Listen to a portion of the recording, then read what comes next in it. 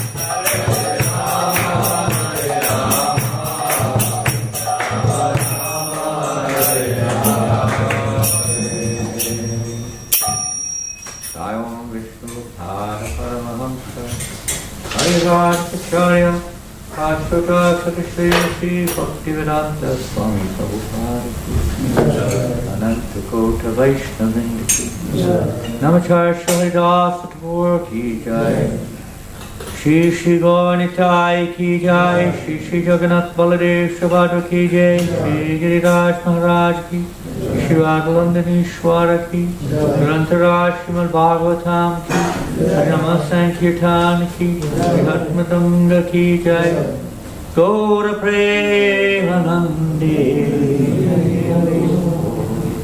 All gloriously assembled devotees, all glorious Shri Guru and Shri Gauranga. Namo Vishnu Padaya, Krishna Prasthaya Bhutale, Srimate Bhakti Vedanta Swami Iti Namane. Namaste Saraswate Devi, Gauravani Pracharine, Nirvasesha Sunyavati, Paschacharya Karine. Jaya Shri Krishna Chaitanya, Prabhu Nityananda, Shri Advaita Gadadhar, Shri Vasari Gaura Bhakta Vrinda. Hare Krishna, Krishna Krishna, Hare Hare, Hare Rama, Rama Rama, Hare Hare. Jai Prabhupada. Vanchakalpatarubhyascha kripa sindhuvyegacha patitanam pavanebhyo Vaishnavebhyo namo namaha. Om namo bhagavate Vasudevaya. Om namo bhagavate Vasudevaya. Om namo bhagavate Vasudevaya. Om namo bhagavate Vasudevaya. Om namo bhagavate Vasudevaya. Om namo bhagavate Vasudevaya. Hare Krishna, welcome everybody this morning. Welcome to Jivananda Prabhu. I don't think you announced it this morning. We just arrived yesterday from a world tour with Harinam, Ruchi Harinam Sankirtan, World Sankirtan Festival. Prabhupada wanted this world traveling Sankirtan to go on wherever we are. We have more or less the whole world here in London. People from every country of the world pretty much are present here in London, and the message of Lord Chaitanya, when preached in cities like London, goes worldwide. Now we have our modern social media to further facilitate that. Even aside from social media, people from just about every country in the world come to London and they are exposed to Lord Chaitanya Mahaprabhu's Sankirtan movement, and they take that to far distant countries. They take pictures, videos, and so many other, I guess that's what they take, and they send it all over the world, or they take it all over the world. So they also are participating in Lord Chaitanya's Sankirtan, right? They take books, and those books go to far distant places of the world. Isn't it? So many times. I got a book in London. And the person comes from Mongolia. They came from some far out country somewhere we've never even heard of. And Lord Chaitanya's movement this way spread. So Transcendental Sankirtan in London is so powerful, effective in fulfilling Lord Chaitanya Mahaprabhu's prediction, Pratikati Yati Yati Nagarati Gram. So today we're reading from the Canto 1, Chapter 5, text number 29. Okay, 29, the chapter, the title is Narada's Instructions on Srimad Bhagavatam. Tasyaivam me anuraktasya prashritasya hatha enasaha dadanasya bhavasya dantasya anucharasya cha. Is this all on the board? You can see it.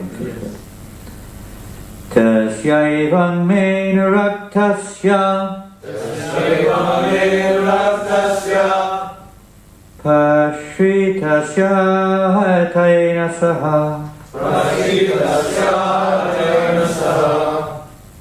I'm going to go down with it. Shadahanasya balasya dantasya nucharasya cha tasyaivam me naraktasya prashritasya hatena saha shadadanasya balasya dantasya nucharasya cha tasyaivam me naraktasya prashritasya hatena saha shadadanasya balasya dantasya nucharasya cha.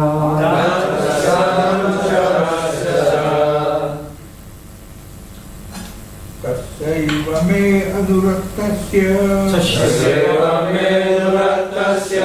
prashritasya hatena saha shadadanasya balasya dantasya anucharasya cha Tasyevam me nuratas Tasya me nuraktasya Tasya hatayna saha Shradanasya balasya Dantasya anutarasya cha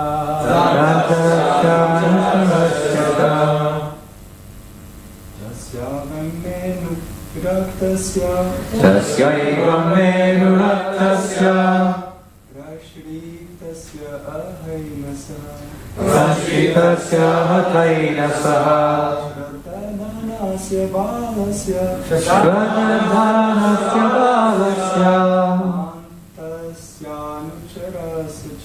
Dantasya anutarasya cha. Ladies. Tasya evam menu raktasya Prashitasya hatayna saha Shradanasya balasya Dantasya anutarasya cha. Tasya is evam, thus, may, mine, anuraktasya, attached to them.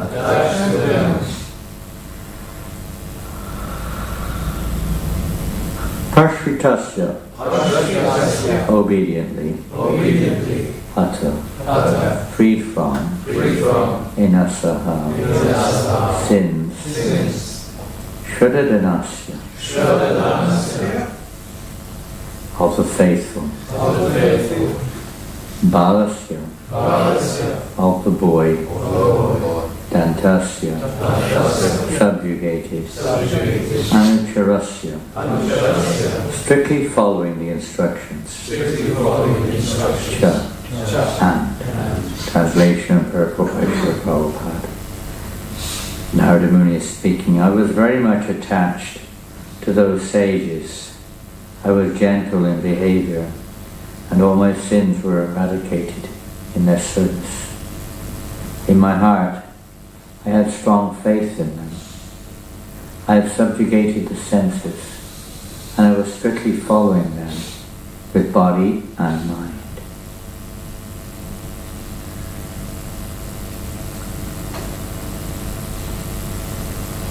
Purport. These are the necessary qualifications of a prospective candidate who can expect to be elevated to the position of a pure, unadulterated devotee. Such a candidate must always seek the association of pure devotees.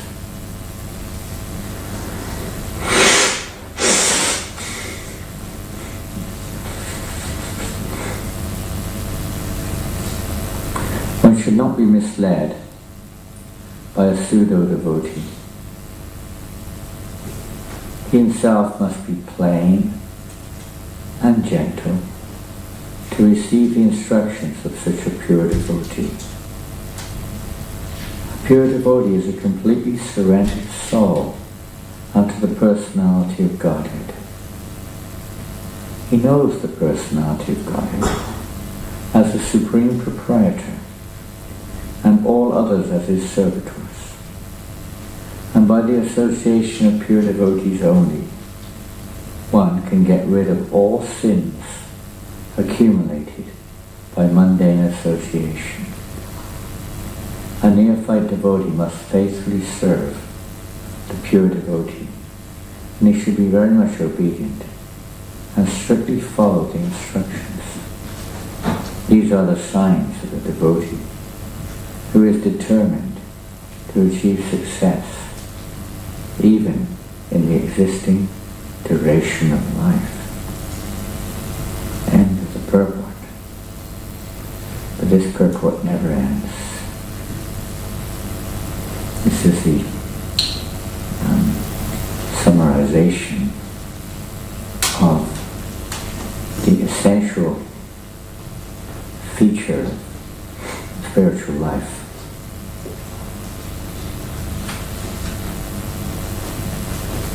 Their constitutional position is to please Krishna, and for the pleasure of Krishna, great souls come into this world to increase the pleasure of Krishna by connecting, reawakening the consciousness within other living entities, connecting them to Krishna, reawakening their consciousness of pleasing Krishna. If somebody could kindly bring the third canto, I don't know if you have them. Is it one volume, 2 volumes? 2. So the second volume, please, of the third canto. This, thank you, ever recurring emphasis throughout the Srimad Bhagavatam of the essential necessity of associating with the Bhagavat, both the book Bhagavat and the personal Bhagavat. It comes up in so many different, every canto actually, the Bhagavatam is surely found there in several different incidences. And in this one, where Narada Muni is explaining his history of how he, of course, there's another side to it, but in terms of the story, how he came to Krishna consciousness. And you may find it slightly different in detail, but the same principle is there for everyone who comes to Krishna consciousness. How bhakti is awoken by bhakti, by associating with the bhakti within our hearts may awaken. And this is exactly what's happening here in the life of Narada Muni and in the life of every living entity who comes in contact with bhakti. Here we see in a very, let's say, very capsule, in a nutshell, the entire process. It appears to have happened extremely quickly in this case.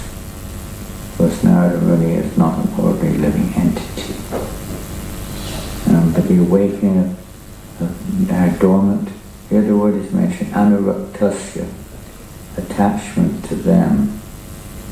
Anuraga, this stage of anuraga is like Bhakti Vinod Thakur said. Upon reading Chaitanya Charitamrita, immediately anuraga awoke in his heart. Intense attachment to Lord Chaitanya Mahaprabhu awoke within his heart. And we may not make such rapid advancement, it appears, but still we see that when devotees, many persons come to the Krishna conscious movement, quickly they advance. Or immediately, like it's home again. I remember when Kripamoya Prabhu first came to the manor, I was upstairs, maybe 11 o'clock at night. He just returned from, with Tribhuvannath Prabhu, I think it was, from a festival, music festival in Windsor.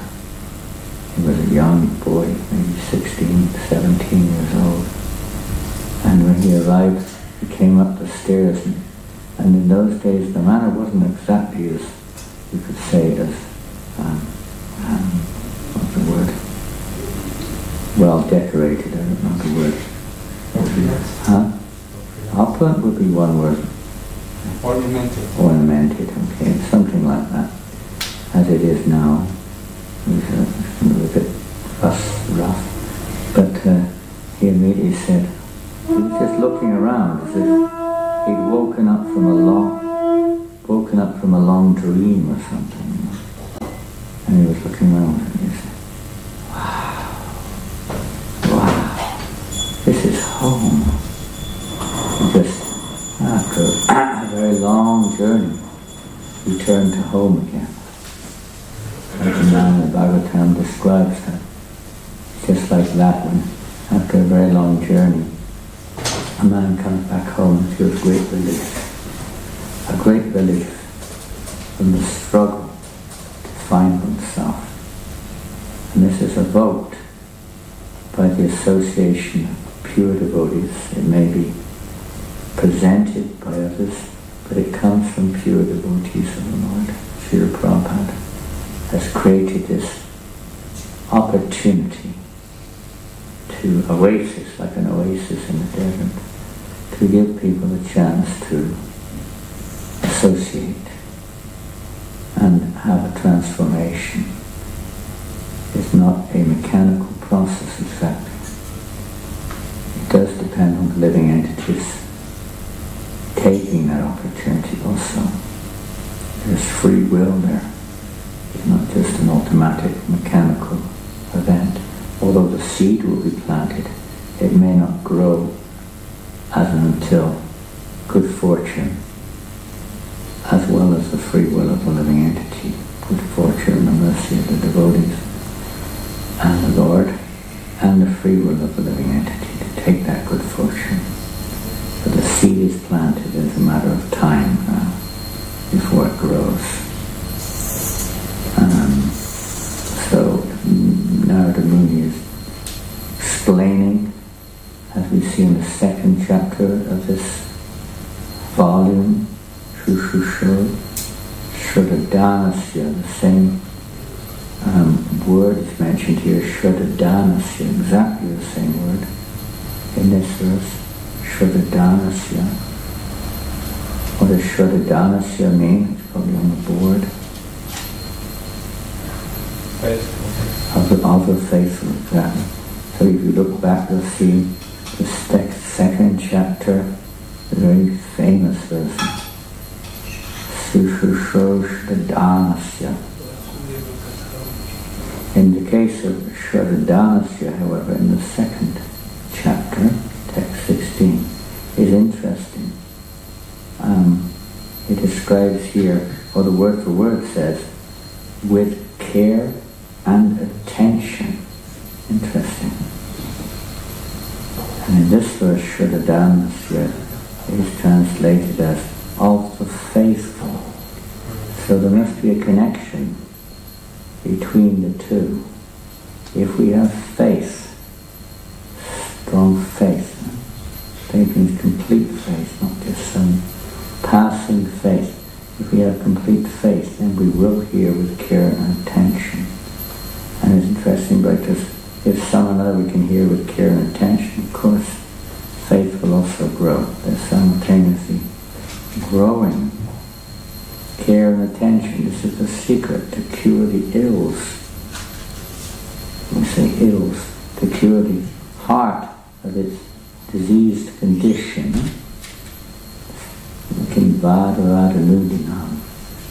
See this saying, emphasis placed in the nectar of instruction by Rupa Goswami, how that transformation takes place.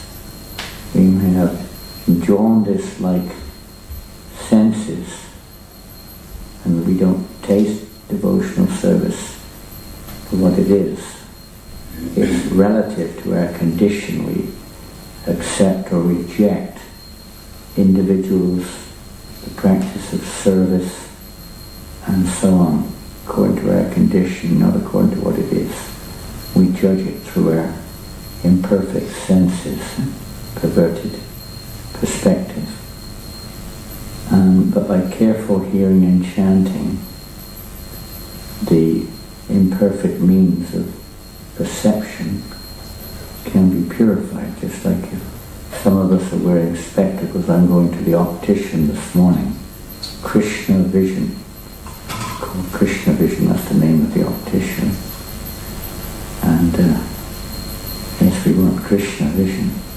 If the spectacles are not correct, now if we exchange spectacles, that's a big job. You're miles away. Tell me what you can see through here, what you can see through my spectacles. From your point of view, it doesn't look any different. But from my point of view, can you see much? Never. Pardon? Nothing. You can't see, you can see nothing. Well, that's you're good. I've never seen nothing. Very blur, very. There's nothing.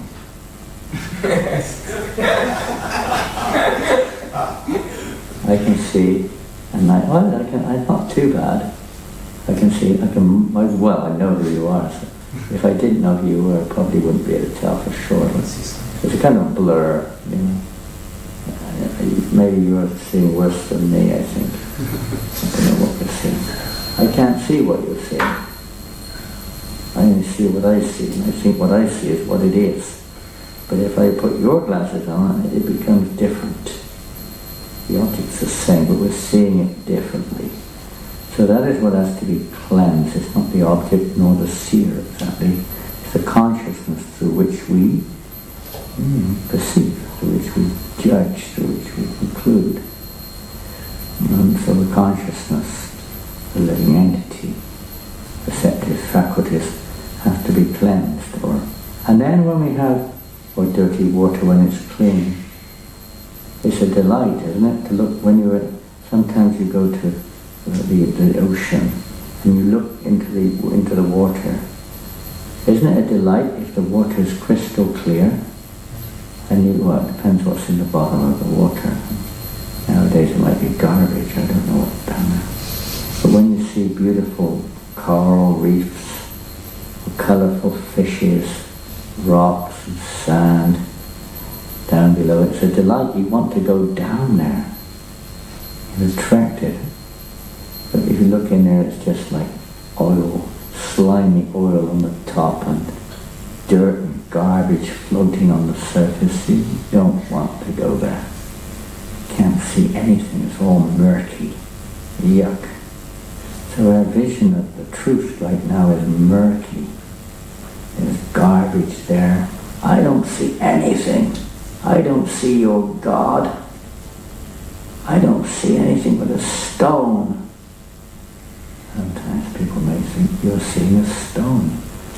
Prabhupada said that's because your heart is stone.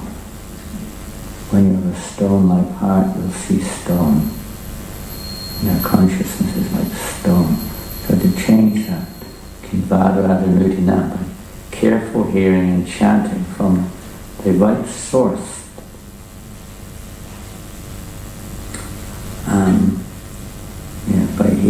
By such hearing, I could say, rather by such service to the Vaishnavas, meaning association with the devotees. Associating with the devotees.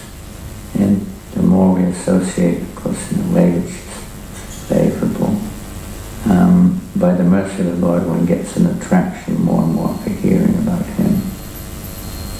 So that awakening of that careful hearing is also based on faith in the devotees. We hear the devotees, we follow their guideline. In this way, our means of perception become cleansed. We're not engaged in some simple activities which further blur our perception, and in our association we see things in relationship with Krishna. We're engaged in relationship with Krishna, and naturally the natural desire to hear about the objective of our service, etc., the purpose of the pure devotee's presence, will awaken in our heart and we want to hear about it. I was talking to Gauranataraj Prabhu yesterday about how when we have this spirit, this contagious spirit of devotional enthusiasm, it naturally affects those around us. Naturally. I'm not sure. I know the first time I ever came to the temple in Bury Place, that was perhaps, I may not have thought about it at the time because I didn't know what was going on, but probably the most effective aspect of my first visit there was the contagious enthusiasm of the devotees to engage in service and to engage others in service. It was all about reconnecting everyone to Krishna by associating with those devotees, although of course they've been in the movement a long time. Some of them have been in the movement more than 3 months. Most of them have only been there in the temple 2-3 months. Some of them have been longer, but they were so enthusiastic at every moment to share Krishna consciousness with others, to engage everyone from second one in devotional service. Not, oh, you have to come back 100,000 times and then maybe immediately chant Hare Krishna, immediately come on Harinam Sankirtan, immediately come to class, immediately this. Everything was urgent. There's no time to waste. You may die in a second. Move. It has to be. So this message is so absolutely imperative. As Buddhists, those who are preachers, the Gosjanandis, they cannot waste a moment. It's so urgent, and both in their own practice and engaging others in devotional service. Of course, those who've got very, very dull vision see devotional service as an impediment to their objectives. And even as they do devotional service, they limit it. They make it like, I've done my bit. Now's my time.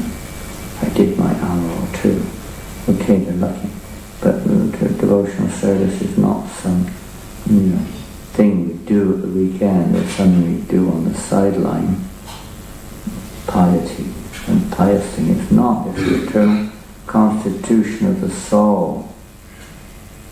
There is no other business of the soul except every other business of the soul is a deviation from our constitution. Whether it's Brahman realization or, and for a Vaishnava, a devotee on the highest level, even reverential devotional service is a diversion. They're not interested.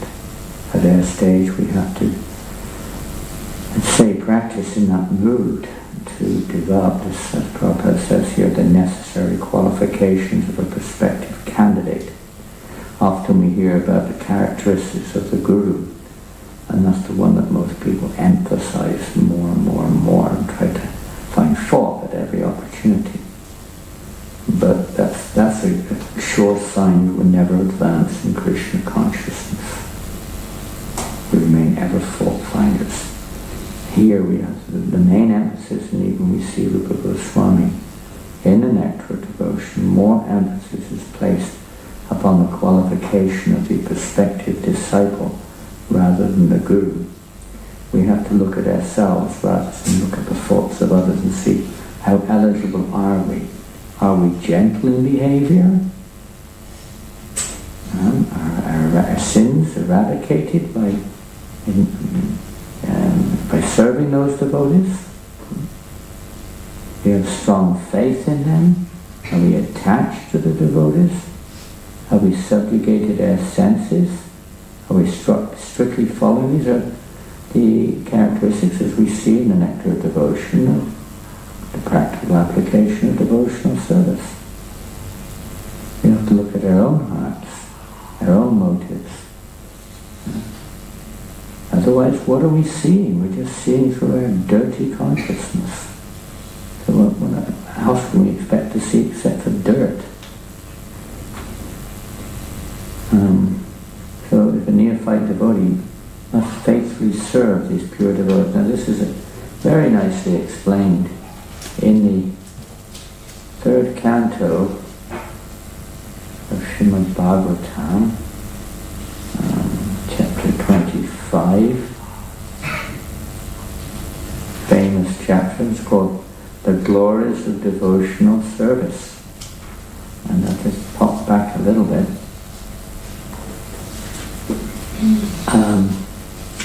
There's some questions here. Kardama Muni left for the forest. Kardama Muni was the wife of the Vibhuti, the mother of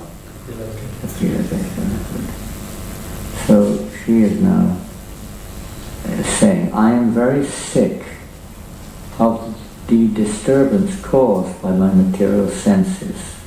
Which verse is it starting with? Okay, text 7. Thank you. This is interesting. Are we sick of that disturbance? Maybe not. For because of this sense disturbance, my Lord, I have fallen into the abyss of ignorance. What's an abyss? What is an abyss? Pardon? Dark place. Dark place, we stayed in abyss, didn't we, in the marathon, remember? You were literally in the abyss. I was staying in a place called abyss.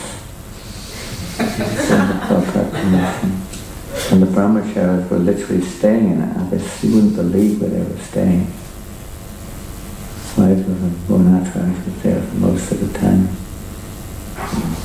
Proved after a while. It was quite something. Quite something. Darkness of ignorance.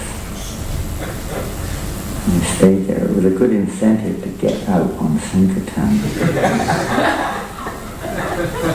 They said that.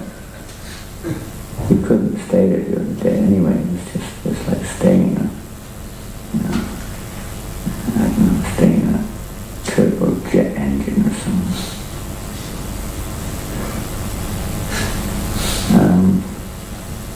So that was text 7. So, your Lordship, he says, is my only means of getting out of this darkest region of ignorance, because you are my transcendental eye. We cannot see what we're doing.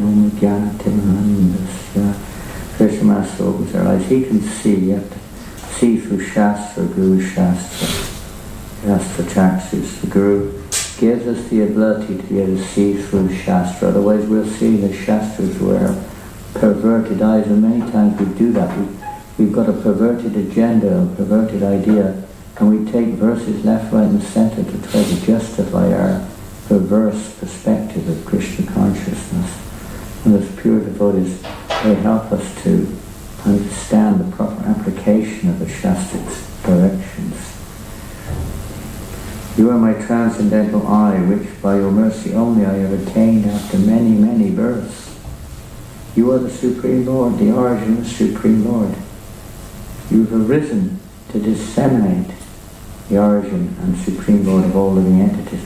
You have arisen to disseminate the rays of the sun in order to dissipate the darkness of the ignorance of the universe. Now be pleased, my Lord, to dispel my great delusion. Due to my feeling of false ego, I have been engaged in your Maya and have identified myself with the body and consequent bodily relations. I have taken shelter of your lotus feet because you are the only person to whom to take shelter. You are the axe, this is a lovely sentence. You are the axe which can cut the tree of material existence. I therefore offer my obeisances unto you, who are the greatest of all transcendentalists, and I inquire from you as to the relationship between man and woman, and between matter and spirit and matter. That axe which can cut the tree of material existence, the association of pure devotees of the Lord, the axe like that axe. So we're going to move forward a little bit now to verse number 20. As Kapila Dev then begins, Nashi, to a submissive student, a submissive disciple, the Bhagavats are very, very enthusiastic to serve them by enlightening them, fulfilling their desires to become free of this illusion and to awaken devotional service or find the answer to life's problems. This text, verse number 20, is one beginning of a series of very important verses, very much akin to what we're reading in the first canto here.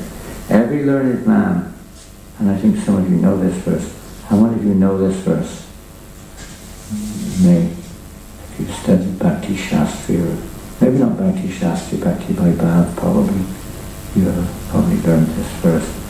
Prasangamajaram Bhasham. Is it on the board? Yes, Master. Atmanakavayo Vidaru is a good verse to learn if you're into verse learning. Saeva Sadhu Shukrito Mokshadwaram apavritam This word comes up many times, open. Opens the door of liberation. Moksha opens the door.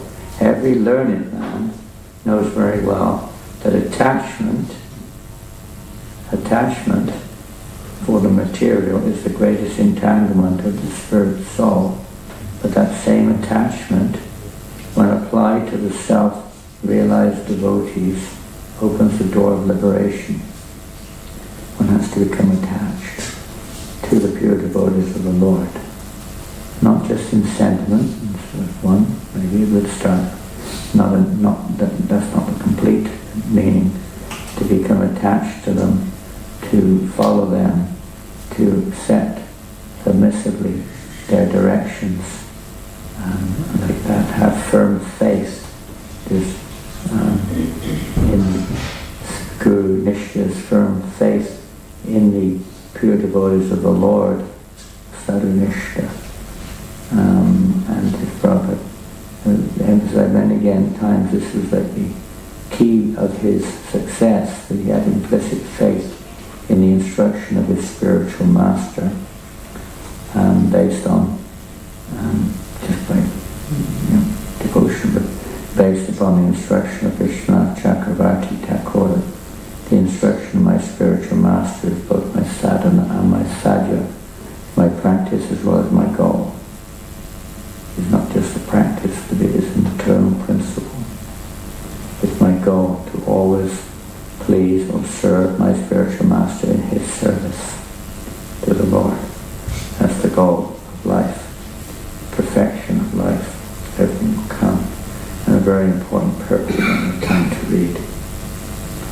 So it's a question of transforming our attachment from matter to spirit, and the pure devotees of the Lord are manifestations of the Supreme, external manifestation of the Supreme Lord, giving us that chance to become attached to the Spirit. The next verse, so we should know what are the qualifications of the sadhu. The symptoms of the sadhu are that he is tolerant, merciful and friendly to all living entities. He has no enemy. He's peaceful. He abides by the scriptures, and all of his characteristics are sublime. Such a sadhu engages in staunch devotional service to the Lord without deviation. For the sake of the Lord, he renounces all other connections, such as family relationships and friendly acquaintances within the world. Engage constantly in chanting and hearing about me, the Supreme Personality of Godhead. The sadhus do not suffer from material miseries, because they're always filled with thoughts of my pastimes and activities. O my mother, O virtuous lady, these are the qualities of great devotees who are free from all attachment. You must seek such attachment to such holy men, for this counteracts the pernicious effects of material attachment. What does pernicious mean? Not a very common word. Pardon? Nice. Huh? I know basically it's not nice. Not what? Not nice. I think it means intense. Not very nice. Not very nice. Something which is not very nice. Pernicious, the horrible effects, the unwanted effects, ghastly effects of material existence. Pernicious, yuck. Whatever. And the dictionary will give various words to describe it, but from the devotional point of view, it's the horrendous reactions that come about due to material attachment in this world. We're addicts. We're addicts for material, and material attachment on its subtle and gross forms. We're addicted due to the false ego. But by associating with those who have no false ego, have a real ego of loving devotional service to Krishna, then our consciousness will become purified, and one will become more attached. This is the science of devotional service, to become more attached to hearing and chanting about Krishna rather than hearing and chanting about the material world. Right now, so many traps are there. Kali is putting so many traps there, which people are captivated by it. Now, we had 2 years of coronavirus, and some people were listening day and night to the news. Pretty much. You know that? And we had one worker working on our chateau at Newmarket. All day long he had the news on talking about coronavirus here, coronavirus there, coronavirus everywhere. You know, he was absorbed in it. And others, I mean, his wife of one devotee, she's paranoid, won't go out the room just watching the news and, oh no, scared stiff. It creates terrifying fear and bewilderment and so many things. Kali, Maya, and Sage Kali. And now we have the war in Ukraine, another absorption for people to get their consciousness totally filthy and covered in material thoughts. Very hard to, unless one realizes that this is all horrible nonsense. Is this what life's for? No. It's not. And then one may be ready to hear the message of Godhead. Of course, the devotees are so kind that even though people are so absorbed, shopping on Oxford Street, whatever they do out there, to somehow or another distract them from their essential business of trying to get sense gratification, and to try to distract them from that and attract them towards Krishna consciousness. It's the mercy of the Vaishnavas. You must seek such attachment, for this counteracts the pernicious. Did you find it in a dictionary, pernicious? What did it say? It's a harmful effect, especially. Pardon? It's a harmful effect, especially over a long period of time. Nice one. A harmful effect, especially over a long period, and a very long period of time. Lifetime after lifetime. It never ends unless we transform our attachment and tasya towards the sadhus, saintly persons. And then perhaps the most famous verse in this section, and I'm sure you know this one. Satam prasangam mamapiyasam vido bhavanti vidkana rasayana kata tajoshanara svabhavagatmani shradaratir bhakti anukrameshyati. Anukrameshyati, and follow in order. Rati, attraction, shraddha, firm faith, many similar words are mentioned here. Prasanga, through association. Sadhana, of the pure devotee. In the association of pure devotees, discussion of the pastimes and activities of the Supreme Personality of Godhead is very pleasing and satisfying to the ear and the heart.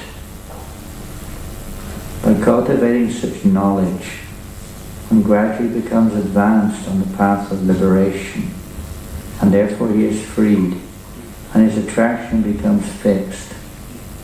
Then real devotional service and devotional service begin. That's the real platform on devotional services, with the feeling in the heart, with the spontaneous attraction within the heart. No more interest in distractions, interpretations, compromises, and so on. Self-centered perspectives of devotional service in terms of our imperfect understanding of who we are, but rather a natural flow of devotion towards the Lord when one comes to that stage. This is indicative of a devotee awakening their raga, their attraction. We have the Vaidhi, Sadhana, Bhakti, and the two leaves, Vaidhi, Sadhana, and what's the other one? Raganuga. The spontaneous attraction, and that real devotional service begins when there's an actual rati, an actual attraction. Over and over, the importance of that. In the case of Narada Muni, it appears to be good fortune. But that's how it works. The devotee's life is to bring good fortune to others by going out, giving their association. Your jivas, we're going to take it, whatever, but always in this mood of giving their association. Thus consciously engaged in devotional service in the association of devotees, a person gains distaste for sense gratification, both in this world and the next, by constantly thinking about the activities of the Lord. This process of Krishna consciousness is the easiest process of mystic power. When one is actually situated in that path of devotional service, he is able to control the mind. Thus, by not engaging in the service of the modes of material nature, but by developing Krishna consciousness, knowledge in renunciation, and by practicing yoga, in which the mind is always fixed in devotional service unto the Supreme Personality of Godhead, one achieves my association in this very life, for I am the Supreme Personality of Godhead. Those are some words of Lord Kapila Deva in this connection to Mother Devahuti to help free us, give us that shraddha, confirmed faith in the process and the association of devotees, and gradually awakening our attraction for hearing and chanting about Krishna, and losing our attraction for topics of this material world. This is again and again comes up in the Srimad Bhagavatam, this process of transformation. Time has expired.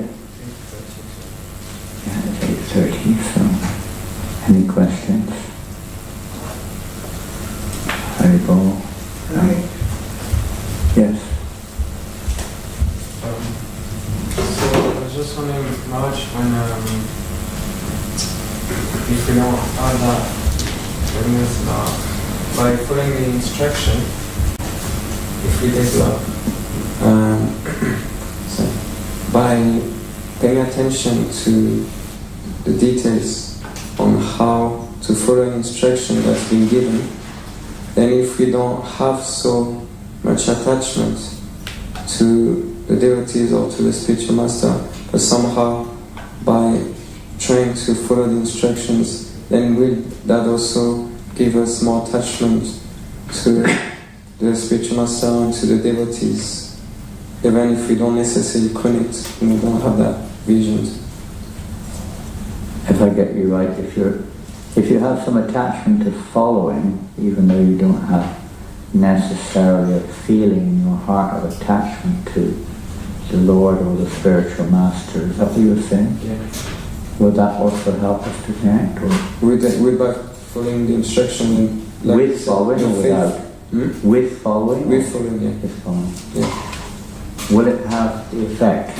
Yeah, to then develop that attachment then to the... Yeah, it does. That's the, and there may be some spontaneous attraction towards the pure devotees, or there may not be.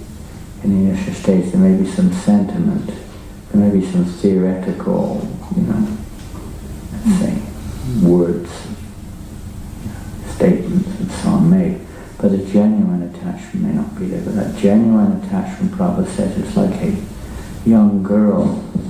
Traditionally in India, and in many countries of the world, maybe not so much in this part of the world, maybe in the past, I don't know, but certainly not now. But young girls were married when they were maybe 5, 6, 7 years old. It's almost inconceivable in modern society. And we've seen it as being, a very horrible thing. It's a horrible thing. Like a big sin, a huge crime. You really get in trouble, big issue. But that's because people have no idea what life's about, and how we can fulfill goals. They don't know what the goal of life is, they don't know the means to attain it. They don't know what human life is for, they think it's only for sense enjoyment. But that's arranged so that the child, the girl, she doesn't have any love for her husband. She She doesn't even know what it is.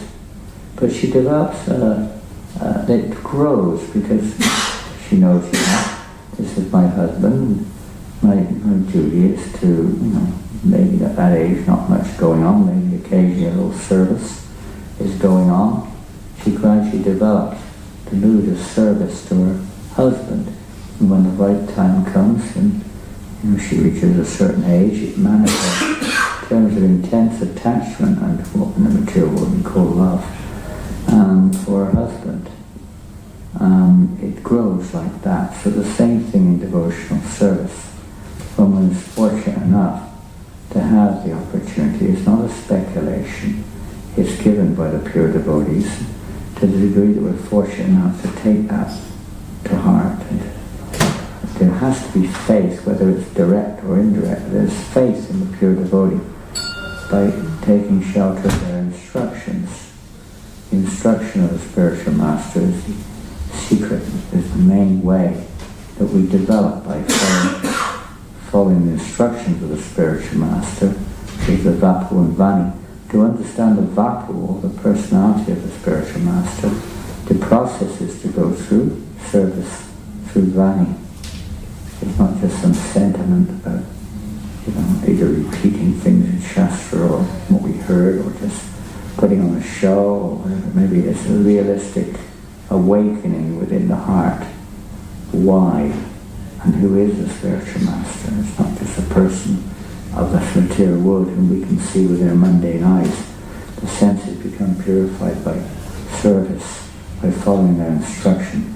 For instance, you're very fortunate if one, say for instance, attached to a particular service. It may not be unmotivated, but one has an attachment, to give a simple example, to dancing and chanting.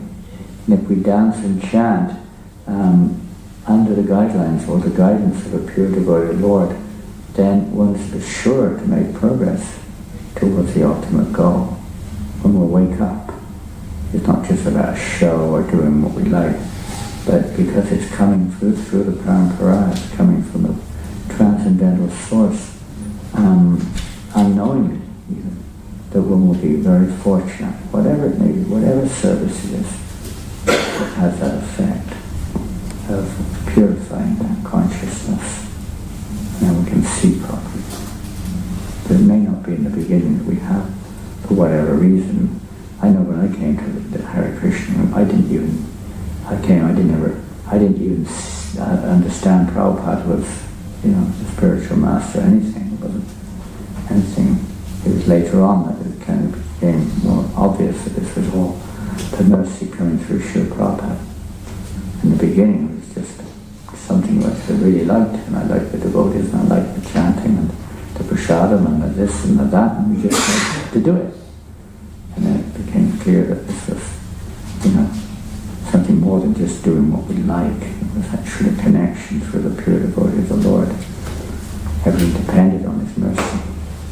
I didn't realize that in the beginning. But anyone realizes everything depends on mercy of the spirit, pure devotees of the Lord. And it's a great good fortune is there. If we want to go further, the pure platform. Anything else? Yes. Yeah, thank you, Maharaj. What are the verses from Srimad Bhagavatam or Bhagavad Gita that you just talked about the importance of following the instructions of the spiritual master? Or What type? You say what type? No, if there are many verses you suggest we study or we should learn about that specify, that talk about this. Pure devotees. What, sorry? Talk about the pure devotees? Yeah, the importance of association with pure devotees to make progress. That's the only way. Yeah. It's a question? So the question is, because today is my Siksha Guru's Tredas' birthday, so we have a meeting. Birthday is it today? Today. You said it's someone's birthday? Tredas. Oh, in Italy? Yeah. Oh, it's his birthday today? Yeah, it's his birthday today. Wow, far out. Yeah. Wow. So there's a meeting with all the disciples and followers, and I thought, let me read some verses, some shastras that specify that explains this point. And so you talked about it, and I was wondering if you could tell me where to find or know more about this. More about the qualities of the pure devotees? No, the importance of association with the pure The devotees. importance of association with devotees. Yeah, and just a little bit. Tridas Prabhu, I don't know if many of you know Tridas Prabhu. He's been steady as a rock preaching in Italy for, as far as I can never remember any other time. He hasn't been, I'm sure he has been. And Prabhupada disciple, amazing devotee. We're online with each other from time to time also. And he's the Sankirtan, kind of overseeing the Sankirtan in Italy now, just last year, requested him to do that. And book distribution. He's one of the old book distributors of ISKCON. Amazing devotee. So, what is your name? My name is Sham Govinda Das. Sham Govinda Prabhu. And Sham Govinda Prabhu is taking Siksha from Tridas Prabhu. And he's not officially giving Diksha, but he's giving Siksha to many. So today is his birthday, so it's a wonderful day. It's the Siksha, just like we're getting Siksha from, hopefully, from our presence here at Soho Street Temple, Radha-Krishna Temple. Ultimately, that's the real Siksha, means it is not being perverted. It is coming down from the pure devotees of the Lord. They are representatives of the pure devotees of the Lord. Devotees are representing Srila Prabhupada, representing our Parampara, and Tridas Prabhupada is certainly representing Srila Prabhupada, I can say that. So where will you find more wonderful verses to glorify such a wonderful devotee or understand in a clearer perspective? Someone can suggest where else we can find them, or let's say not necessarily verses, but places where you can find this. Do you understand? Teachings of Huh? Radha glorifies his spiritual masters. Yeah, that's right. And the Narada Muni comes up a lot, doesn't he? There are so many cases where Narada Muni, I mean, even with Jud Bharat, when Rahugana was there, where do you get this from? And what does he say? Same thing that Prahlad Maharaj said, exactly the same thing. This verse, although it's not exactly the same verse, but it's the same principle that one has to smear oneself with the dust of the lotus feet of the pure devotees of the Lord. In both cases, they explain this point. Prahlad Maharaj was directly initiated by Narada Muni. Initiation, we see it as being some ritualistic performance and a name change or something, a nice new set of sparkling beads. And now I'm initiated, I have a name, and it's all good and well and good. But the real initiation is not that. That's a formality which may help to. But it's really when we have that within our hearts, that injection or that reception to hear in the transcendental instructions of the pure devotees of the Lord. One becomes initiated by their instructions. In one's heart, those instructions, we take it as life and soul. So there's some nice pastimes there you can read, but is there any particular, not pastimes so much, but revelations? Any other? Mountains, there are thousands. It's like, where can you not find it? What about the Bhagavad Gita, Arjuna himself taking shelter of Krishna and surrendering to Krishna, Kapanyata Shopata Bhava Pachantam Dharma Samadhikita, etc. The mood of the pure devotee, mood of a disciple, surrendering to the Lord, in this case, what could be for the pure devotee representative of the Lord. There's so many, on and on. If you really dig deep, you'll find so many Chaitanya Charitamrita, Rupa and Sanatana Goswamis, taking shelter of Chaitanya Mahaprabhu. Come on, there's many of you with many brains, and your brains are, not so clouded as mine. You can think of some more wonderful situations. Come on. There's a compilation of quotes about the spiritual master and the disciple done by one of your Gopals. Shivananda. Yeah. Yeah, there's a beautiful compilation of the spiritual master and disciples. And you can get so many inspirations there, huh? In the Manashiksha, verse 3 and 5, it has this, the Pratishta, the dog-eating woman, who is eliminated by the association of devotees. The dog-eating woman is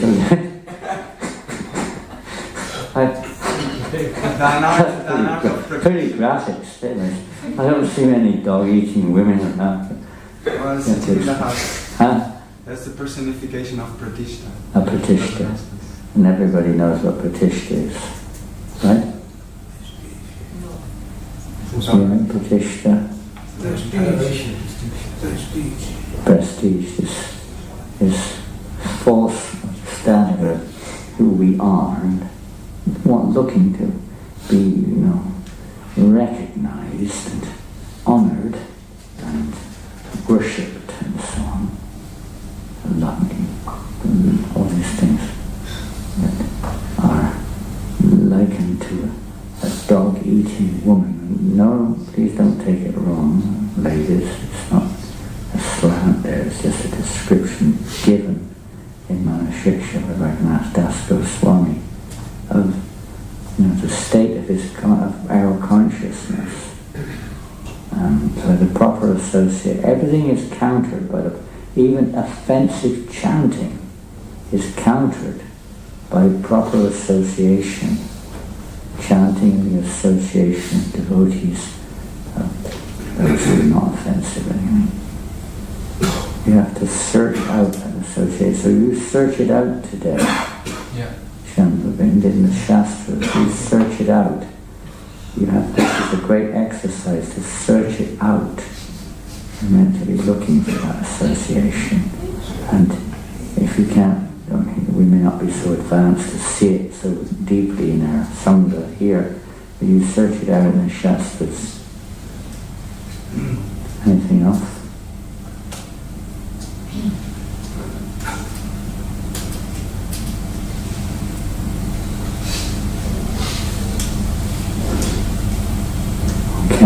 Finish there. Shri Prabhupada ki jai. Dantraj Srimad Bhagavatam.